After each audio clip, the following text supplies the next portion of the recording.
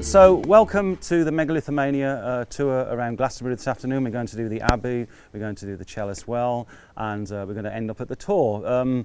But as I mentioned in my talk yesterday and on my previous tours, and some of the other speakers mentioned that everything is connected, and some of the various speakers went on about that yesterday. And we're standing on, Glastonbury stands on the famous St Michael line, as you know, the line that goes right across England from Cornwall, right off to East Anglia, and then of course it's part of the global rainbow serpent, which Tor is hiding at the back. Where is he? He's gone, has been going around the planet, meeting the elders at various points. So we're part of something bigger. The word grid was used a few times yesterday. It's not a word that I tend to use. I tend to look at these earth energies as the serpents, but also like the veins and arteries of our body, because as above, so below. So whatever you see going on in your body is happening in the great macrocosm as well. So I always look at these Michael and Mary, Ellen and Bell currents as these two great serpents representing the yin and yang, which is present in everything, and which the ancients, of course, were well aware of. So to put it in the bigger picture, this is where the Michael current and the Mary current come across Glastonbury, come across Somerset. So you see the Mary current goes through a load of churches, all dedicated to St Mary. What a coincidence! Which, of course, it isn't. And also, I ask, which people don't generally ask, which Mary? Which Mary are we on about? We assume it's Mary the Mother, but I'm sure a lot of them are the other one. Yes. So, and of course, the Michael current goes through churches dedicated to St Michael and St George, the two dragon slayers. And as was commented yesterday, although there is an esoteric meaning to that, it's the solar logos coming down and connecting with the earth. Of course, Christians turn that around, the church turned that around to represent the dragon, represented poor old Bad, who's what did you say yesterday? A grumpy dragon of the last speaker. So as a means to control the old knowledge, but truth will always out in the end, and this is the time, isn't it? It's all coming out now, just in time, I hope. So the yin and yang go round this central axis like a caduceus, and every now and again they cross, and of course where they both meet, like in Glastonbury, St Michael's Mount, at Abbey, that's when the yin and yang are perfectly balanced. This is when the sacred marriage, if you like, really happens. It's when the yin and yang, and of course that's where you get your great PowerPoints around the world. And I think Lake Titicaca does it there as well, doesn't it? The two islands of the moon and the sun both line up with the same rainbow serpent. So everything is part of something whole. So never look at all these great sacred sites, no matter how far apart they are, as being separate, because they're all part of this beautiful being that we call planet Earth. And we're very privileged to be on her. So doing a bit of a Google Earth, what we're going to do this afternoon, we're going to go, this is where the Michael current and the Mary current come through. This is Tony Kenning's brilliant book, which he said I can use on these tours, and it shows how the Michael and Mary current wiggle around like serpents. There's nothing straight about this. That's the farthest away from a grid you could even. This is the rivers of life force of Mother Earth, and they both cross in the Abbey, and then they cross up at Chalice Well, and then they cross on the Tor. So those are the 3 points we're really going to have a look, because those are the points of great balance. And again, the Mary current goes right down the axis of the Abbey, and as you might know, the axis of Abbey, I think it was John Michel who first spotted it, points straight towards Stonehenge. What a coincidence. We're getting all these coincidences, aren't we, today already? So what I'd like to do first is just to take you into the little chapel there, because I was on about symbolism. So before we actually get on the earth energies, it might be looking at some actual Christian windows that I was referring to yesterday. Okay, so if we can all, if there's anybody in there, we might have to be a little bit quiet. We must respect the other people who are in the Abbey today. This is St Patrick's Chapel, because of course St Patrick of a serpent banishing fame, he had a big connection with Glastonbury as well, and a lot of the other great saints came here. At one time, Glastonbury was one of the richest abbeys in Britain, and I'll explain to you why that is later on. A few relics were found here, supposedly, and that's why it became such a great Abbey. One of as you know, or you may not know, after the crucifixion, the legend is that Joseph of Arimathea and Mary Magdalene and some other characters, biblical characters, all came here after the crucifixion and founded the first church here. I mean, when you think about it, of all the places in the world they could have gone to, around the Middle East, the Mediterranean, where the great civilizations were at the time, they came to Glastonbury. That in itself speaks volumes, doesn't it? And we think Joseph of Arimathea had already been coming here as a trader. He was one of the head guys, the Sanhedrin, wasn't he, at Jerusalem, Solomon's temple. So this is a guy of great wealth. And of course, Mary and Jesus and Mary Magdalene were all from high-born families. You know, this thing that they are poor peasants, you know, who couldn't get a room at the inn is rubbish. You know, they were from very high-status families, and they were all privy to esoteric learning. I'm sure they were all privy to the esoteric learning at the time. So Jesus was a very enlightened being, but Mary Magdalene, I think, is his equivalent as a priestess. She is bringing the yin into the discipleship, and even in the Bible, she's called the apostle of the apostles. So she's very underrated, and we know why later on. When Jesus was made a god at the Council of Nicaea, a god couldn't be married. You know, Jesus, the Son of God, couldn't be married. He couldn't have sex. He couldn't have all those earthly, grubby things for the Son of God. So he was elevated to a god, and then poor old Mary Magdalene was elevated to a prostitute. But as you probably know, nowhere in the Bible does it say she was a prostitute. Nowhere. So, and the Catholic Church has recently apologized for tainting of that quite recently. So she's a very wise woman. She represented the yin. She brought the divine feminine to the group, and we know she was a high-born family because it seems to be that Mary and some of the other women actually sponsored Jesus' mission. So, you know, this is a woman of means, and there's all sorts of debates as where she was from. Was she Egyptian? Was she black? Etc., etc., etc. But there she is, with her alabaster jar. That's how you can usually tell it's her, because she has the anointing jar. And as I said yesterday, what she did with Jesus before the Last Supper was playing out the ancient pre-sacrificial rite of the sacrificial God. So they're supposed to be the 7 sins, I think, but there's only 6 there. I've only ever seen 6 there. Did they? Right, thank you. Right. So there, I mean, of all the figures you could have there centre stage, there she is, Mary Magdalene, the most underrated person in the whole of history, I think. And of course, we're still paying the cost of that today, men included. So we've got Bridget over there with her symbol, the cow. There's some various. Is one of these St Dunstan? Is one of these the first? I'm not sure. These are various bishops from the Abbey. This is, of course, of Joseph of Arimathea, rolling up. His symbol there is the first wattled building that he formed here, not long after the crucifixion. And then, of course, over the hundreds of years, it gradually developed into a small abbey, and then a larger one, and a larger one. And then the King Arthur thing comes in, which I'll mention later. So there's his flowering thorn, of course, which originally... So we're going to look at one of the descendants of the flowering thorn very shortly. So there's Joseph with his 2 cruets, and this is probably what he would have looked like. You know, it's like remember the old Turkish Delight adverts? You know, they would have looked like that, not like you see them depicted in stained glass windows as Tudor gentlemen and ladies. You know, this is quite realistic. Mary, of course, with the child there, who I said yesterday, she's taken over from the Divine Mother. And then we have St Patrick, over the snake, banishing the snakes from Ireland. But of course, in my book, you'll find a passage where some people interpret that he's actually banishing the old serpent cults from Ireland, because the cult of the serpents was very, very ripe, as it was everywhere. There's St Dunstan, who had a bit of a fisticuffs with the devil, who came to tempt him in his cell, and he got his tongues out and poked the devil. And I mean, if he's easily defeated like that, what have we got to worry about? You just got to tweak his nose with a pair of tongues, you know. I mean, so there's St Michael up there. We know it's not St George because he's winged, no cross, and he's standing on the tour. I love this one because, again, originally that symbol was, you know, the dragon is the earth energies, is the life force of the planet. And it's merely bringing the solar logos, if you like, the God energy, the sun energy, and connecting it with the earth. That's the original, to me, esoteric meaning of that.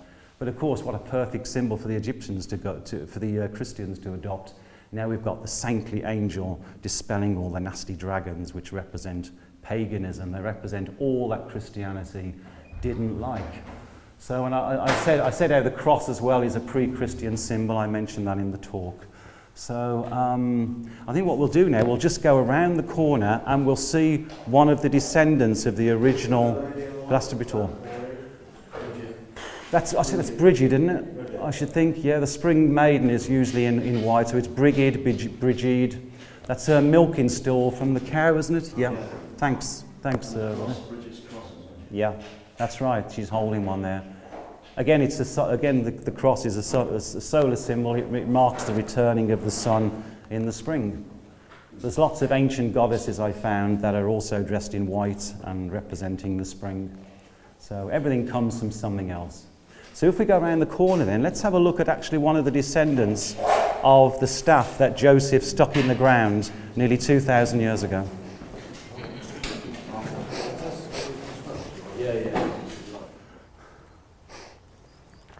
So if you're staying tonight or you come here in the future, please go into St John's, because again it's got the tomb of Joseph of Arimathea, which you'll see is worn smooth by pilgrims touching it over hundreds of years, and that is in St John's Church there. St John the Baptist, of course, the favourite saint of the Knights Templars, so it kind of all fits in. And that's where the Michael flow comes into Glastonbury through that church there. So we'll come back to that flow later. So this is a descendant. There are several of them around Glastonbury and beyond, reportedly to be the descendant of the original Holy Thorn. And I have a piece of it here which I'm going to auction shortly, and the bids start at £50. So we have some bits of the original tree there. So I'll leave it there, and you can literally arm wrestle each other for it. So I've just found that on the floor. So it's quite amazing. We know it's flowering now, like most May, but it also flowers in December, doesn't it? Around Christmas. And of course, we know this is what species do from the Middle East. So again, this is one of the, to me, the Holy Thorn and these trees are one of the few concrete bits of evidence we've got that something's come from Palestine to here. There aren't many, to be honest. There's an awful lot of myth associated with Glastonbury, but not a lot that you can actually tie up to historical fact. And as I said yesterday, does it matter? Okay, it's the myth that matters, the message that matters. So this flowers in December, which, as you know, normal thorns will not do, and cuttings are taken, I think it's from this tree, isn't it, to go on the Queen. St John's Church. Thank you. So cuttings are taken from St John's, the thorn in St John's churchyard there. As you go in the gate, it's on the left, that are taken to the Queen's table for a Christmas table. She doesn't eat it. I think it's just as a decoration, I think. So it's quite amazing to touch this, because this is actually a physical link, perhaps back to Joseph of Arimathea, which takes us right back to the day of the crucifixion. And of course, if legend is correct, of course, Joseph of Arimathea is said to have brought the child Christ here when he was young. I'd always wondered about, I discuss this in my book, why haven't we got the formative years of Jesus in the Bible? This is the Son of God, the greatest person, we have told, that's ever lived, and yet there are 15 years missing in the Bible. What's he doing? Hello, excuse me. And of course, what he's doing is going round to all the great pagan centres of the world. He's going to Egypt, possibly India. This is where he's attaining his knowledge. So when he suddenly occurs back in the Bible, age 30, 31, it's all there. It's all there. So this is what he's doing. So of course, all that stuff couldn't be in the Bible. The Son of God is getting most of his wisdom from pagan mystery centres. Oh no, we can't have that. So that's why we have those missing years. So of course the legend, there's no controversy that Joseph of Arimathea came here, I don't think, and several others. The big controversy is, did he bring Jesus here? And of course William Blake, Jerusalem and all that sort of thing. Did those feet tread on England's soil, etc.? So I don't see why not. This is a learned man, Joseph, and he wants Jesus to learn the ways of the world, so he brings him on his merchant trips to England, because he was a trader here. So I think there's a good chance that he did bring Jesus here, definitely.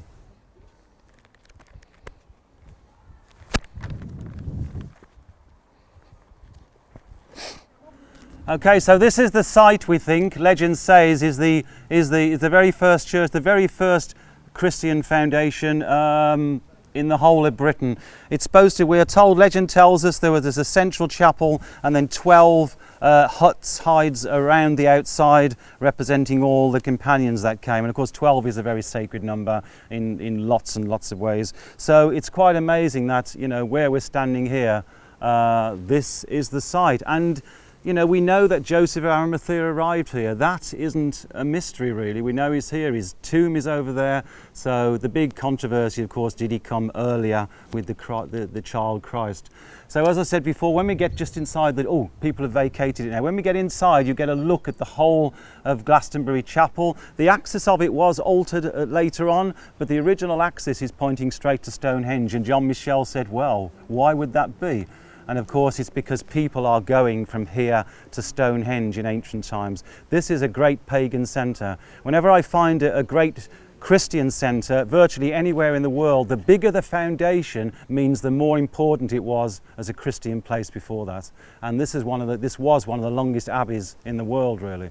So this was a major pagan site. The island of Avalon, we all know. This was a great priestess site. And of course it's to the island that King Arthur was supposed to have been taken to heal his wounds. He was just reincarnated as Prince Charles, of course, we all know that.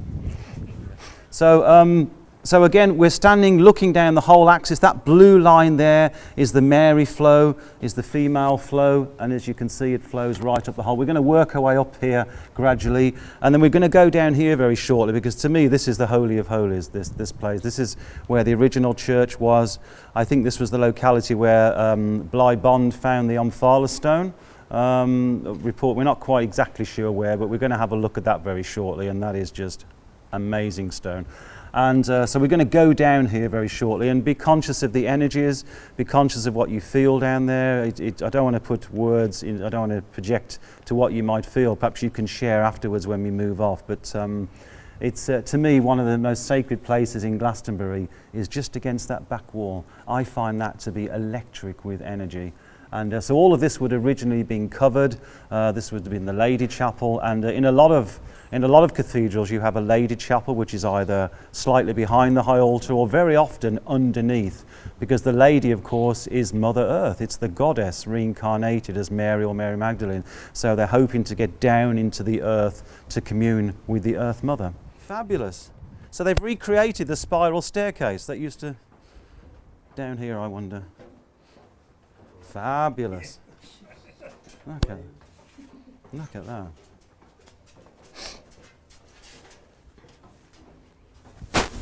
So again, we can measure the Michael and Mary flow. We can see how wide she is today. If I get the dowsing rods out, please show me when I'm in the Mary flow. And it's even showing me the prominent flow. But when you stand in the middle, woof, there's a real kick here. There's a real kick. Yeah. This is fabulous. And again, this Mary flow goes right the way around the planet. So a couple of weeks ago, it was going across Lake Titicaca, and you know, it's going to go across Europe. So this Mary flow goes right the way around the planet. And it's no coincidence that it comes here. And it's no coincidence that the Abbey is here. And it's no coincidence that it's pointing to Stonehenge. So it's just, there is a Vesica Piscis as well, which John Michel overlaid over the chapel, and again the vulva cuts right through this chapel, as I remember. So you find on many levels, even of course, even Christianity has its esoteric wing, which of course was the Knights Templars, the Cathars perhaps, but the Knights Templars especially. Every religion has its esoteric wing that the general people don't generally get. With Muslim, it's the Sufis, I guess. They have this deeper wisdom that is kept away from the normal people.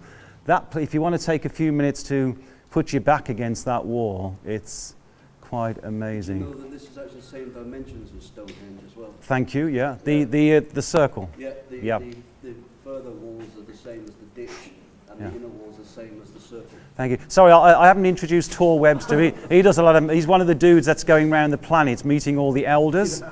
He's very modest. He's very modest, but I'm not going to let him get away with it. So I've asked him to chip in today and let, because he's a real local guy. So yeah, Tor the tour guide. It had to be, didn't it? Yeah, it's the same wherever I go. So it's the divine feminine down here, linking with the divine feminine of the moon. It's just an altar. It's a new altar they built, yes. There's nobody inside us as far as I'm aware. Whether they've sneaked Mary Magdalene in there, I don't know, but you never know. Did you notice that each one of these windows has a different geometric shape. Yes, yeah, there's lots of different geometry, yes. It's very true. Yeah, there is a kink between, there's a slight change of direction between the old Abbey and the new Abbey, and it's intentional. Yeah, I'll explain about that when we get up the top. So you often find a lot of abbeys and churches don't face east-west.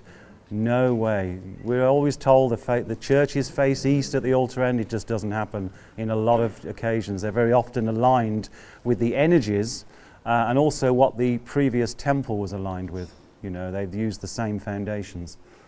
And that very often is far out from east-west. And although the Mary current is coming, you know, kind of coming through here 24/7, a strong flow of power doesn't always mean it's going to lift you off your feet. Sometimes it can imbue you with a feeling of great peace. If we move on now, please, because we're going to have a look at what I think is one of the oldest relics in the whole of this Abbey. And something that 9 times out of 10 of the people who come to the Abbey don't even know is there, and they all miss. But for me, it is something really special, and we're so lucky to have it. Oh, good. Blybon knew that wasn't Christian, and he's put it to one side. And he was a real true mystic. Well, yeah, they found that out, didn't they? After he died, they found all his diaries. If they'd have found them beforehand, he wouldn't have got the job, would he? Well, the church used to pay him. Yeah. So we've just been on the axis of the Abbey. We are going to come back to here very shortly, and we're going to go right up to the top where the Michael and Mary meet. But in the meanwhile, we're going to take a little detour, because that's exactly what the energies do. Here's the energies going or flowing up and down, and then it takes a right angle here and goes through the shop. Fabulous, why wouldn't it? And then follows this wall, because it almost seems to be taking a detour. It's going off to find something. And let's go and see what the energy is, what the Mary flow is after, what it's tuning into. Okay. So Blybon, when he did the excavations in the 1920s, I think it was 30s, did he find this? Earlier, okay. He found this in the vicinity of the Lady Chapel. Clearly this is a non-Christian stone. It's the cosmic egg. You know, it's like the Omphala stone. They found these at Eleusis, they found 2 at Delphi, and on some of them, the ancient classical stones, it's recorded that the oracle, who was usually a priestess, and who usually did the oracle when she was on her period every month, because that's when she was in tune with the earth more, and the flows and the cycles, when she went within. And it's recorded that some of them, some of the Omphala stones had depressions on the top. Okay, so that the lady would sit on. Okay, I've never done an impression of a I've never done an impression of a menstruating woman before, but there's.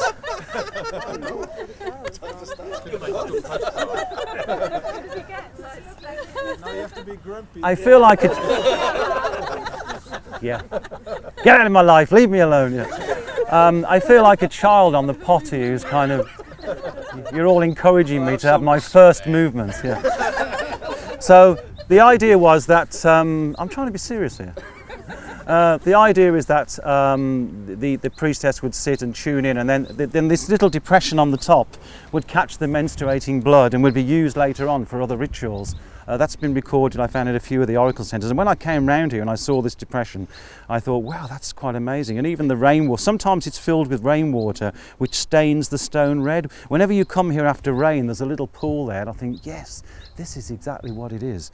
So the energy, again, there's the question, you see, you know, this isn't the original place of the stone. So did Blybon decide to put it here because the energy was going around the back? I'm not sure, you know. I think we have lots of occasions where dowsers have moved stones, where they recorded stones and crosses being moved, sometimes right over the other side of the road, and the energy will go and find them at the new locality. It's organic. So I don't think originally the energy went round this corner. I'm still undecided whether it went through here, because this is more than a kitchen. This is more than a kitchen, yes. It was used as a kitchen later on for sure, but this is more than a kitchen. So you can see the energies are then coming round here. And what I like about this, I noticed a few years ago, is that the lake up there, which the Michael flow goes through, is very elongated, and the lake that the Mary flow goes through is a perfect circle. So again, all these things you know, makes you wonder if everything's intentional. So again, this is the abbot's kitchen, but if you look at it, you'll see there's a lovely comb which I think gets the energy going. That's the idea of spires in churches. You're giving that link from the cosmos down to the earth. And when you go, we'll go inside very briefly and you'll see how loud the acoustics are. The acoustics are, and it's brilliant for chanting. Well, the last thing you want in a kitchen is for all the sounds to be echoing. Can you imagine if there's 30 people working in there? It would have been deafening. It was used as a kitchen later on, but I'm pretty sure this was something more special before that. So if we go in and just spend a few minutes in there, and feel free to chant or do something, but if you just brave enough to give a little holler, you'll see how good the acoustics are. Is it?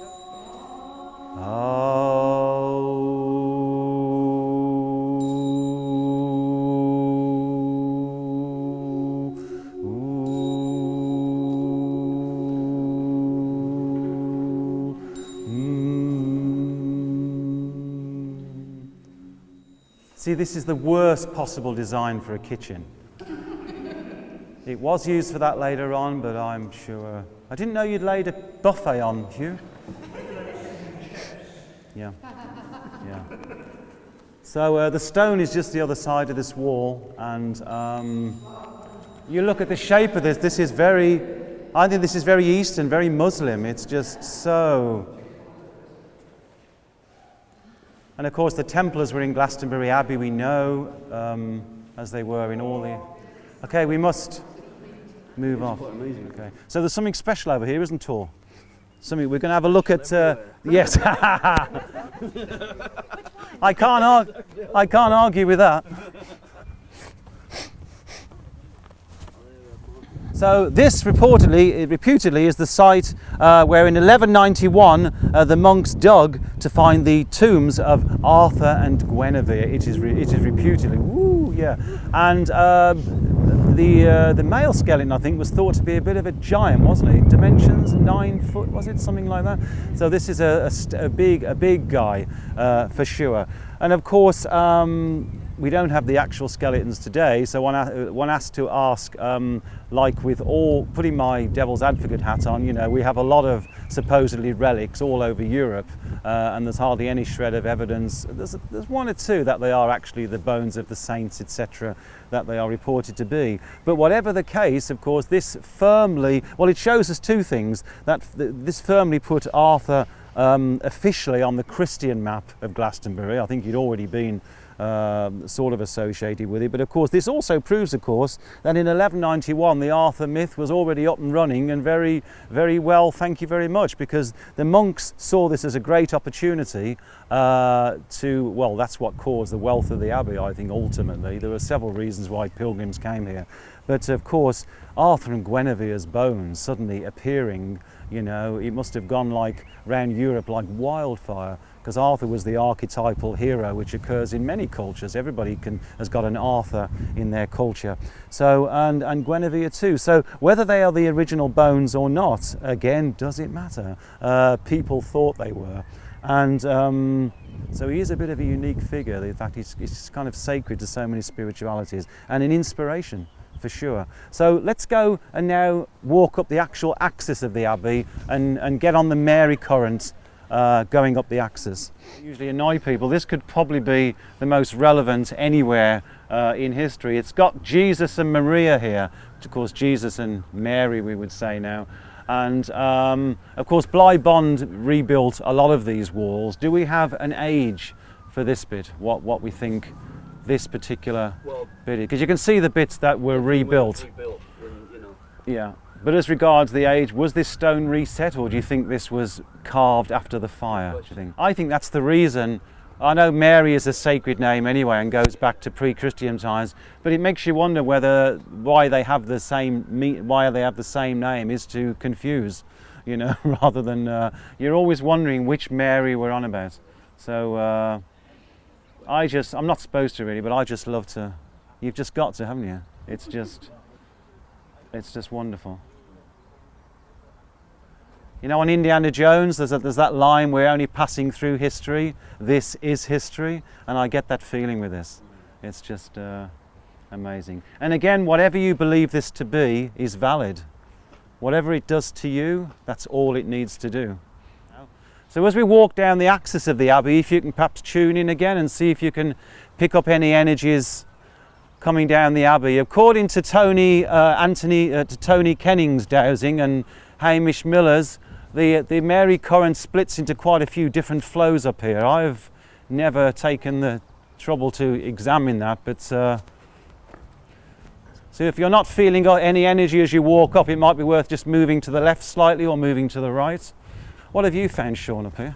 Yeah, it expands right out. Into different ribbons, into different flows, or just one big? Yeah. It expands and there's 9 bands which you can. Right, that's what it. Two yeah. outriggers. Okay. And it kind of fills the whole place. The whole avenue. Fabulous. So Sean has just kind of confirmed what the others have found. Mary seems to split into 9 bands here. I've got the diagrams here, but I don't want to show you. So if I don't want to influence you. So if you don't feel the power coming up, then just move a few feet to the right until you feel you're walking in that love again and that power. So you can imagine how huge this was. One big room between that gate and that arch there, the far end. You can see the top of that arch there. We're not even to the top of the arch. This is huge. This is like on a St. Paul's Cathedral scale. This is a major construction. These mark the bottoms of the huge columns either side. So, and there were side chapels and lady chapels and all that sort of thing. So you can imagine the sheer scale of this. It was unbelievable.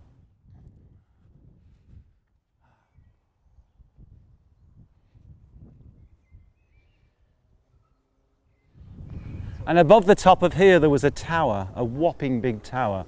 So we're talking about Westminster Abbey, St. Paul's Cathedral scale here. I think almost as long as, I think Ely Cathedral is the longest, isn't it? And this is about 2nd or 3rd. This is such a major.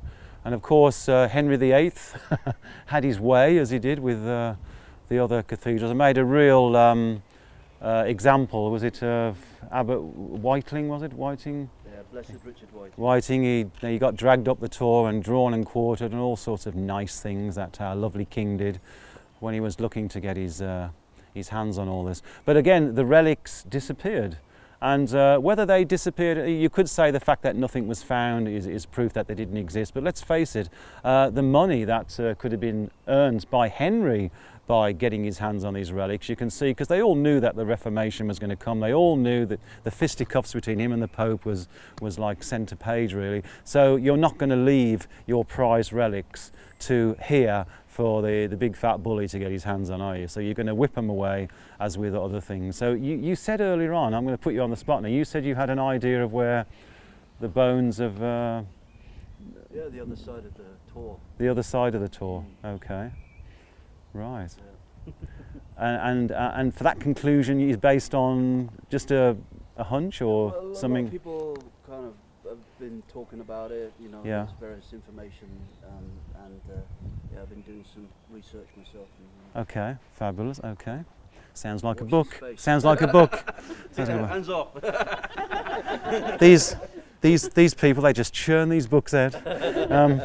So this is where Arthur's body and Guinevere's was later put in a huge, I think, black marble thing has been drawn, hasn't it, here? I mean, this is centre stage, the choir areas either side. This is the front row seats where all the kings and barons and all your hyperlutes sit. And as you see, Arthur, this tomb is centre stage, just like I don't know, at Winchester, St Swithin's tomb, and in a lot of cathedrals, the patron saint is centre stage where all the pilgrims come. So in the king, it said the bodies of King Arthur and the Queen, said to have been found in the south side of the Lady Chapel, were reinstated here on 19th of April 1278, and their remains were removed in the presence of King Edward I and Queen Eleanor, and so they came all the way over here to see this and to see it installed to a black marble tomb on this side. This tomb survived until the dissolution of the Abbey in 1539. So have any fragments of any black marble tomb ever been found? Bits of marble? Funny I should ask that. Because in St John's Church, either side of the high altar, built into the structure of the church, is two black marble covered tombs, and on one is the shape of a king, and on the other is the shape of a queen. So, How tall is it? 9 foot tall, 10 foot? I don't know, not that big, I don't think. So, yeah. Well, we must go in there with a sledgehammer and sort them out. See how long they are. They've been ripped open quickly. Right. Because half of it's been, That's smashed different. and the top's been smashed. I both of them. did not know that. We'll have a look. We'll have a look at those one day, mate, because that's great. Because I say that Joseph Arimathea's tomb was is in there as well. It was found in the churchyard. I think it was hidden and then reinstated. But so this, who knows? We could be on the place where Arthur and his queen were installed. What would it be, for just under 300 years until the dissolution of the monument? But looking on the dowsing maps here, there's a bit of a energy node here and a bit of a vortex. So you can either say, was this put here because of that node, or has the act of pilgrimage and people concentrating on this spot created this sacred space? Because when 3 or 4 people are gathered in my name, they say, the magic will happen. So I think people interacting with churches as well as the land can make magic happen. Can you imagine thousands of pilgrims coming here over 250 years and concentrating on this one spot? That is really empowering a place. So people also can empower a place, as has been said by several speakers this weekend. So where we're going to finish here before we carry on to the Chalice Well is at the high altar. So for the first time we're going to interact with Michael. Is that unusual for the lines, or is that? It's unusual to have that so close together. Very often you can be 6-10 miles or more apart between the Michael and Mary crossing. Yeah. At Abbey, it crosses at Windmill Hill, and then Abbey itself, and then the sanctuary. That's about the same distance probably here. So yeah, I think you've just got so many special places in close proximity here. I think that's what it is. But sometimes you can go right across a county and they might only cross once. The next place down the line, I think, is Borough Mump, isn't it, where they cross? I mean, that's about 7-8 miles away, so that's quite a way, isn't it, really? Yeah. So yes, so whenever you see the Michael and Mary crossing, you know that there's something. It's worth going.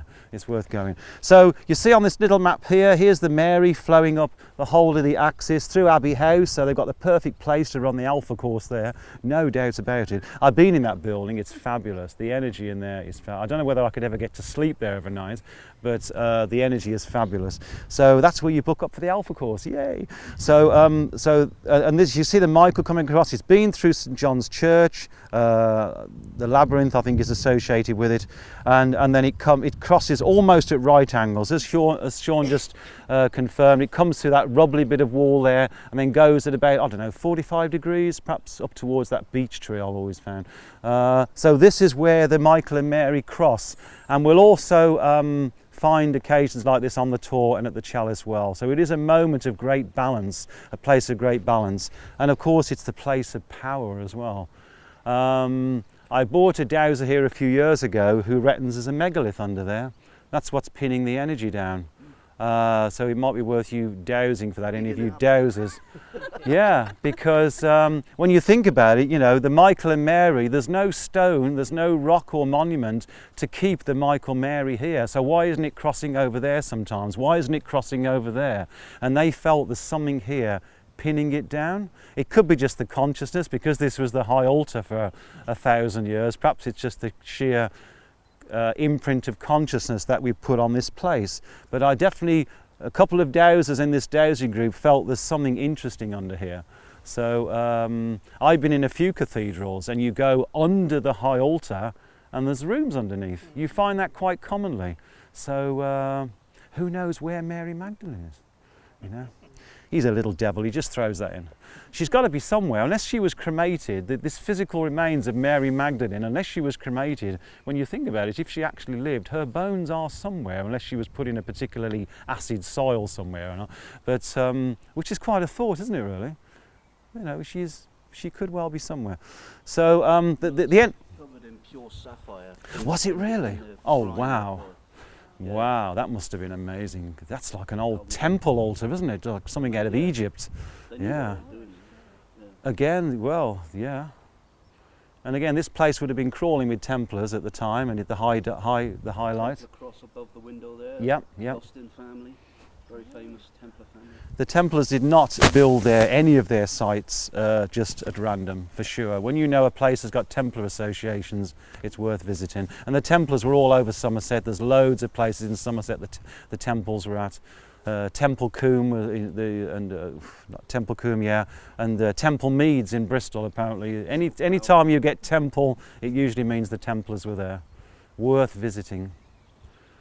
Okay, we must move off really as one now.